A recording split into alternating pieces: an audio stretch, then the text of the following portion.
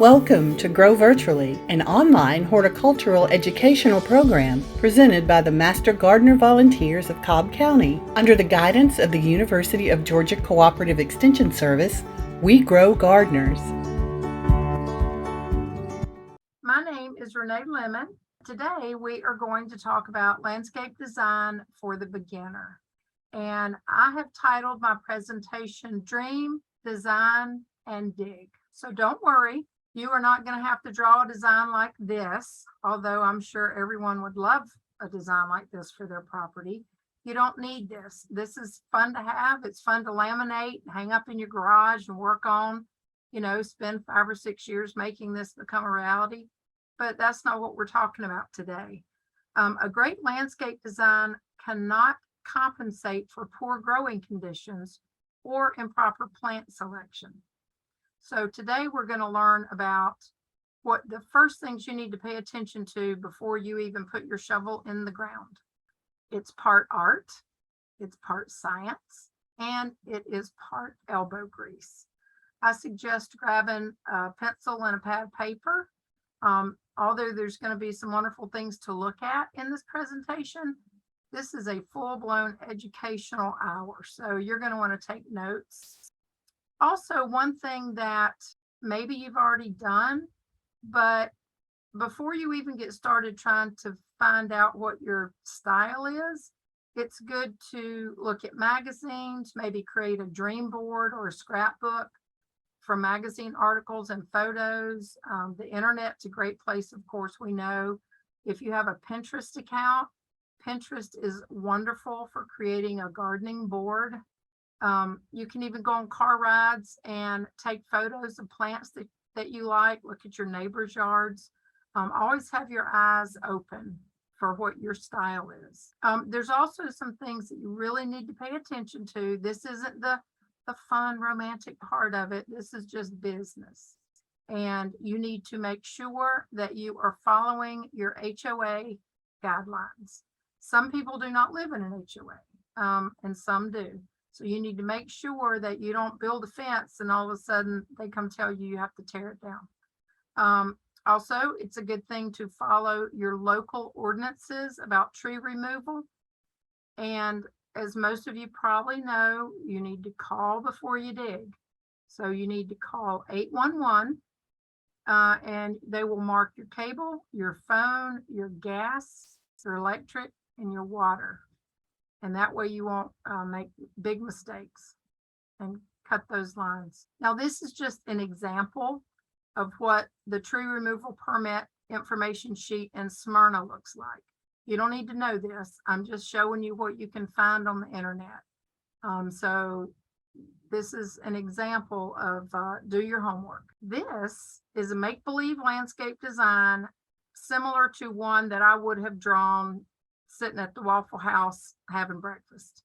I cannot tell you how many landscape designs, planters, different projects that I have literally drawn on the back of a paper plate or a Waffle House napkin.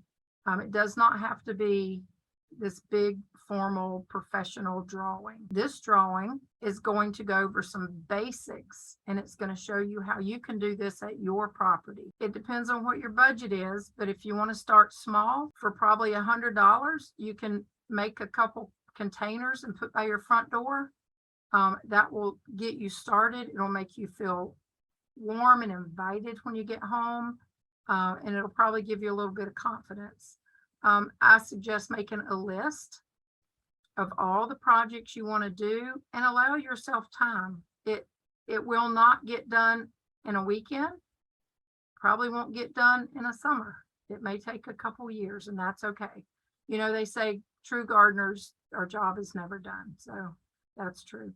And hardscapes don't follow a calendar. So you can work on building a retainer wall in the heat of the summer or in the middle of winter. If you want to, hardscapes are okay to do whenever, except you don't want your concrete to freeze. So if it's 20 degrees outside, hold off. But plants do follow a calendar, and planting trees and shrubs in August is just a really bad idea. So you want to follow your calendar when it comes to planting plants. So now's a great time to plan inside in the AC. So this is a prime example of what a couple of containers will do put by your entry door. It just softens the area. It makes you feel welcomed, and it's a great place to start. You can go big, like these gorgeous big containers, or you can get containers at a dollar store, Dollar General, something like that. Fill them with some good soil and some flowers, and it'll make your entryway very inviting. So these are the first things that we are going to talk about. And I suggest writing this down. The very most important first thing we need to talk about is drainage. And there's two things about drainage. Number one is you need to see if you have drainage problems. And number two is you need to see if you are going to create drainage problems in your dream of your new landscape. Are you going to create a real big problem? So you have to be careful about that. That's the number one thing to think about. You also need to consider sun and shade. You've got sun plants and you've got shade plants, and they do not like to be confused. At soil conditions, it's very important to think about soil conditions. Here in Georgia, we have red clay, and most folks like to amend their soil, and that means adding some organic compost material to that red clay. And then last but not least, you want to think about existing plants and site characteristics. For instance, let's say maybe you have a walkway, like on our drawing, we have a brick walkway. Maybe there's a really big shade tree. You need to put that on your plan so you can work around it. So on our Waffle House drawing, to make it simple, this particular property does not have any drainage issues. You can see the red arrow that shows you that. However, at your home, some things that you want to think about are gutters. Do you have loose gutters? Do you have gutters that are just spilling out into a flower bed, and you just can't figure out why those flowers keep dying, but they're drowning? In actuality, do you have impervious surfaces, which is sidewalks, walkways, asphalt, big driveways, where the rainwater just cannot get back down into that earth, and that water just floods down into the sewers on your road? Also, you want to think about hills and valleys. Do you have a big hill in your backyard that is going to make all of that rainwater wash down that hill right to your basement door? So you need to think about that. You need to try to figure out how to divert that water. Or you may have valleys where water puddles in your lawn, and there are plants that like wet feet, which helps. But you do want to observe the areas during a downpour and find out where the water pools, where it moves really rapidly, and just take notes. You know, you can jot all over this little Waffle House drawing that I made, and I made 6 or 8 copies of this when I drew it. So that way you can draw on one, and if you mess up, grab another one, because it's always good to be able to jot down your thoughts. Also, your neighbor may have runoff, and if that's a problem, you may need to build some type of a retaining wall or terracing to help slow that water. And if you are on a septic tank, you want to be keep in mind where your septic field is, because you don't want to start digging around there. You don't want to plant food right on top of your septic field. Okay, so this is talking about sun and shade. If you see in the bottom right corner, I have the north arrow. And when you're doing landscape design, you don't have to put the north, south, east, west star like the center star here. You can just put an arrow and write the word north, because the other 3 directions are obvious. But you do want to make sure where north is. The sun rises in the east, it sets in the west, Also, your house is going to get the most light on the south facing side of your home because the equator is south of us. So that north side of your home is going to be mostly shady. That's a good way to kill some plants if you don't pay attention to what you're planting. What do we say? The right plant in the right place. So soil conditions is also something we need to talk about. And I mentioned earlier about amending your soil. So you can do a soil test. If you look in the chat box, there's actually a YouTube link that will explain how to do a soil test. And you bring your soil here to Cobb County Extension. It costs $9 a sample. We send it to the lab in Athens, and you will get those results within about 2 weeks. And it really is a good way to get started on planting. Amending your clay soil is helpful. Blueberries. So let's talk about this blueberries and vegetable garden thing. So if you see up in the top right corner, let me see if my mouse will go over there, right here. So right here is where these folks want to plant blueberries. But then right here is where they want to plant a vegetable garden. Well, the pH for these two need to be different. Blueberries like a pH of 4.5 to 5.2, and vegetable gardens like a pH of 6 to 6.5. You can do one soil test in this area, and you would just put down that you have 2 different crops. And UGA will tell you what you need to do to that soil to grow veggies, and then they'll tell you what you need to do to that soil to grow blueberries. So if you have questions, look at that YouTube video in the chat. We can do up to 5 tests on one soil bag. Okay, so now this is where you want to mark your existing plants and your structures. I have red arrows that show you the fescue turf grass on either side of the walkway, and I have the brick walkway. Those things are not going to change. So those are something that's existing. We're not going to do anything to it. We're going to move forward from there. You want to mark your existing trees. Let's say that there was a big shade tree right next to that brick walkway near the street. That's going to cast some shade. So you want to keep in mind where you have your shade trees, and you probably do not want to cut those down. Shade trees are very valuable. So you want to probably work around those. So let's decide your style. We have 4 different styles here. We have formal, then we have sort of a cottage garden look, then we have contemporary, and we have a woodland garden. They're all very different.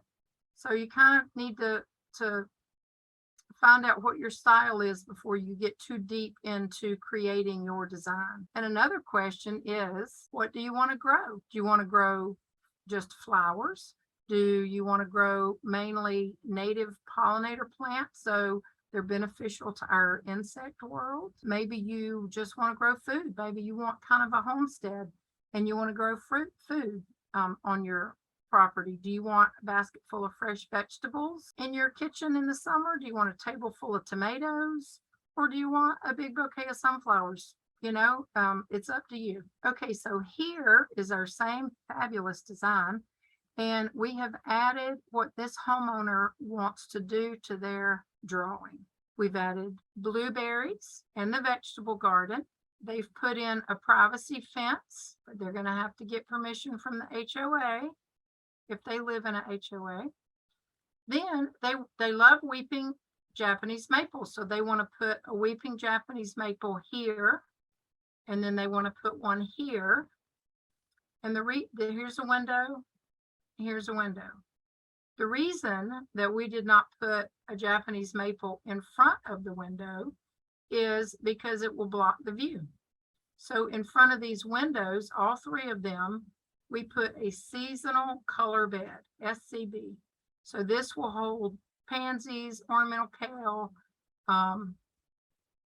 impatiens, things that are annual that you'll change out as the seasons change. And then we popped in some perennial beds for ferns or hellebores or whatever perennials you love. Black-eyed Susans, echinacea, whatever. Fescue staying the same. Brick wall is staying the same. Okay, helpful hint. I threw this in here. This is a true landscape design hint. You want to make it easy to mow your turf grass. In this drawing on the left, the focus was the bed where the flowers are going to go. Oops, sorry.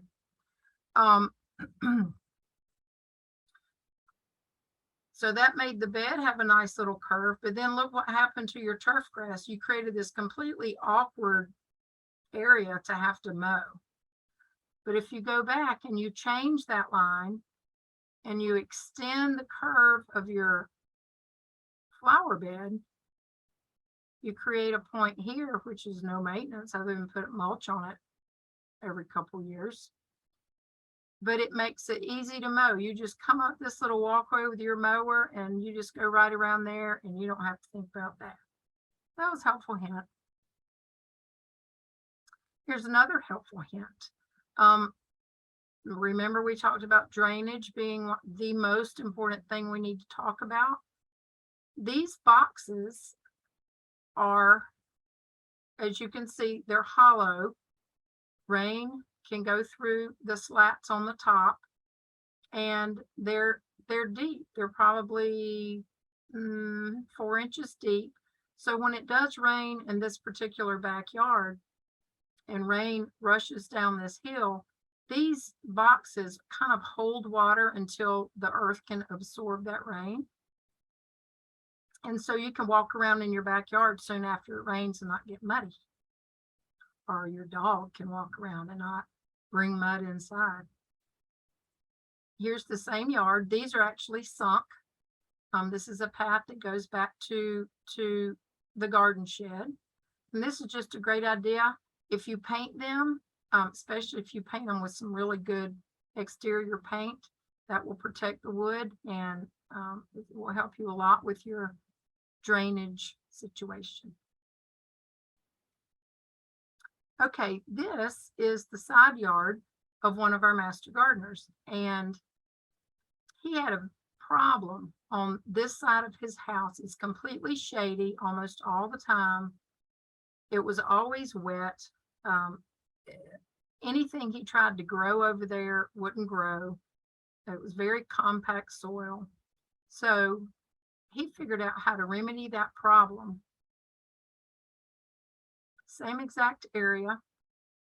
They went and put in drains, and they put slate on this walkway so there's no mud. And then they lined it with these stones.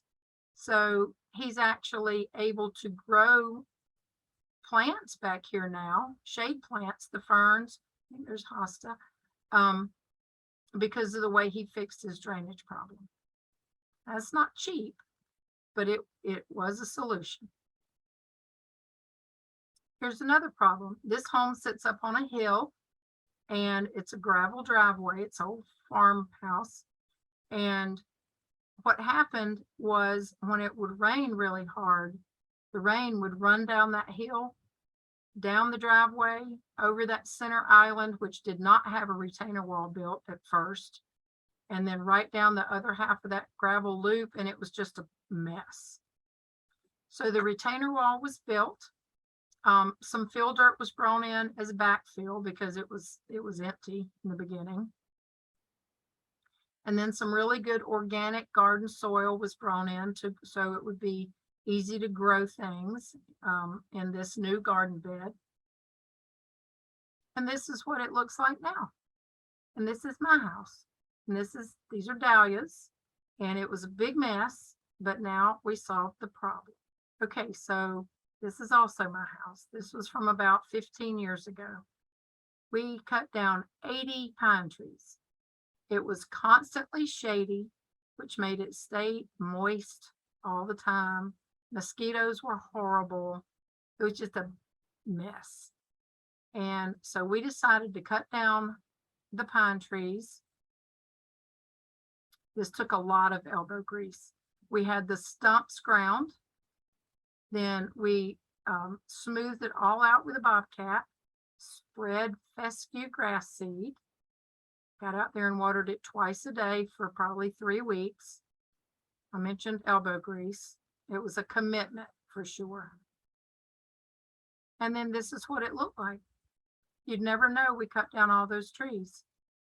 And then by the fall, it looked like that. That was a lot of work, but it was worth it. And this was a sun shade issue, but it was also a drainage issue. Okay, now we're going to talk about the elements of a good design. There are 3 areas that you really need in a good design, whether you live in a condo or whether you live on 40 acres. You need to be able to have these areas. First of all, you want a public area, which is your front entry, your front yard. Then you want a private area, which is usually in the backyard, but it's your area for entertaining, for grilling, you know, maybe having a pool back there. So you always want that private area. And then you need a service area. And the service area is a place to store your garden tools, your lawnmower, gas tanks for your gas grill. You know, you just need an area where you can hide things. So this landscape drawing shows you all 3 of these areas. You've got your public area, which takes you right to the front stoop, right into the front door. You've got your private area, which takes you right back through the dining room, through the French doors, out to the stone patio where the grill and the teak table are, which takes you on back to the fire pit. And you've got your service area, which in this case, it's a garden shed with double doors. That's where the lawnmower lives.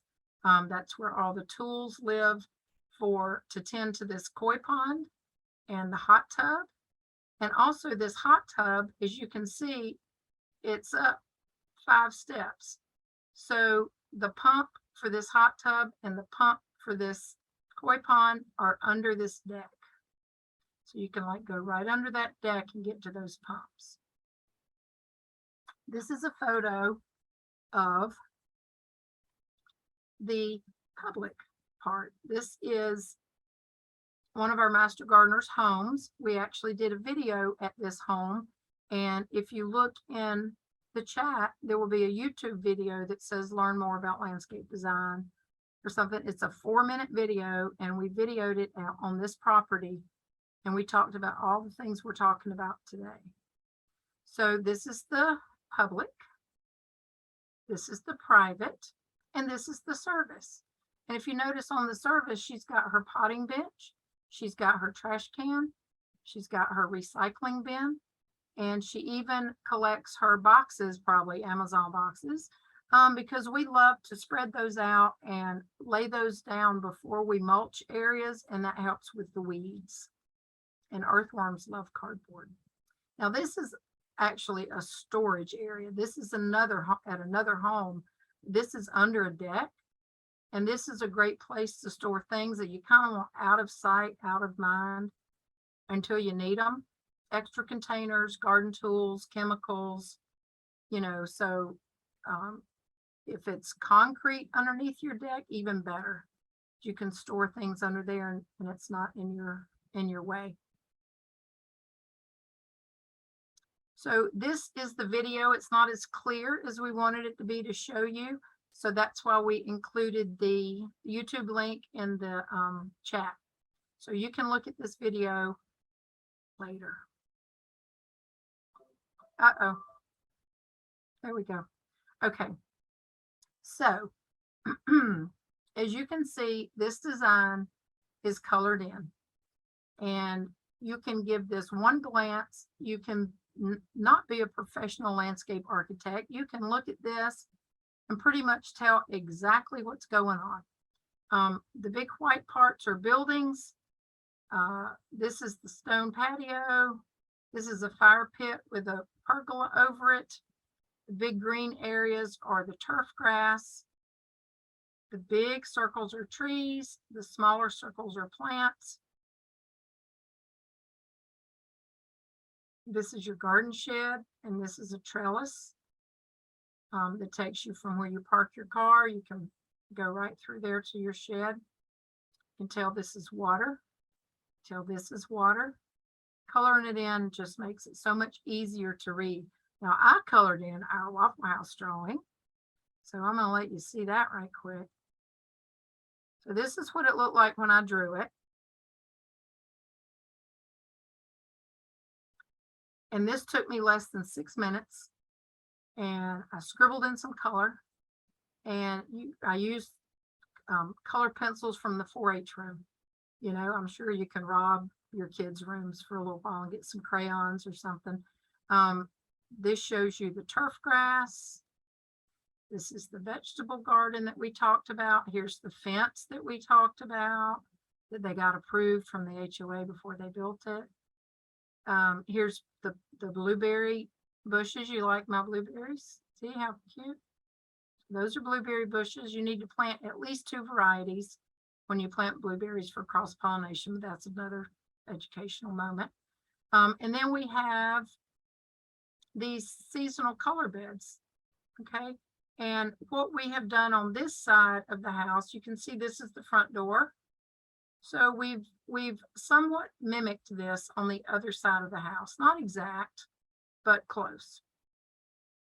This is the perennial bed with ferns in it. We've got the brick walkway here, which is going to always stay the same. The steps going up to the front stoop. Okay, so that, and here's the property line. So you want to make sure that you don't plant on that side of the property line. Keep it reeled in. Okay. So we're going to talk about always planting in odd numbers. You'll probably know this, but it's just more pleasing to the eye, whether you're hanging pictures in your dining room or you're planting shrubs. Using odd numbers just makes you have an easy feeling. Okay, so we have 1 big tree here. We have 3 big shrubs here. We have 1 plant here that is a specimen. We have 3 planted here, 7 here. You get the drift. Okay, so if you have 3 here, if at all possible, try to plant in odd numbers. And another thing on this same landscape design is this is a live hedge. So no need for fences. You just plant a multitude of different plants so you get this different texture. See, this texture represents something different than this texture. This color represents something different than this color. These are probably hydrangeas because they have blue on them, but you want to plant different colors, different textures, and different heights. And this is just like building a fence, but way prettier. And if you're overwhelmed, don't be. You can just plant a container. 1 container on your front porch or your back porch, or a couple of containers by your front door. Why don't you just start with that? And then you can just hang out on Pinterest for 6 months and start all kind of new boards about what your style is, what you want to grow, or call us because we're here and we can answer your questions. So just planting a container is a great way to go. Here's another cute little container. These were this is at Julie's house. She's a master gardener, and these shoes belonged to her son, and he outgrew them, and she planted annuals in there, and it's adorable. It's by her back door. And this is another beautiful container that it's got 4 plants in it. It's got some zinnias, it's got geraniums, it's got vinca, and this is sweet potato vine, but it's not the sweet potatoes you eat. So that just has 4 different kind of, unless that's something else back there, not sure. But it's very simple and it's beautiful. Renae, thank you so much. We hope that you will find our information informative and helpful. Thanks for watching, and please remember to subscribe to our YouTube channel.